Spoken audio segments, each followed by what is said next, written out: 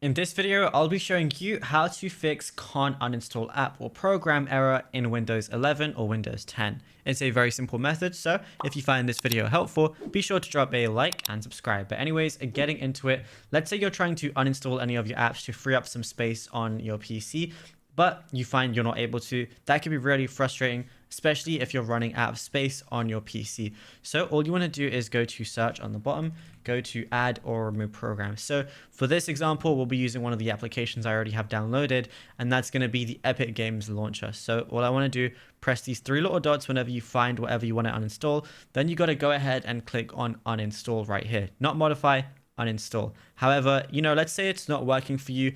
That could be really frustrating. So from here, what you want to go ahead and check is go ahead and minimize it, go to search on the bottom, then just type in task manager right here.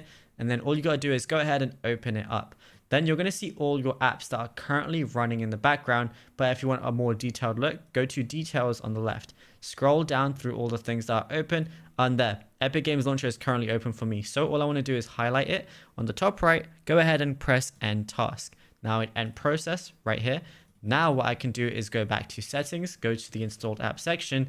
Now when I try to uninstall it, it's going to work. Now if you found this video helpful, be sure to drop a like and subscribe.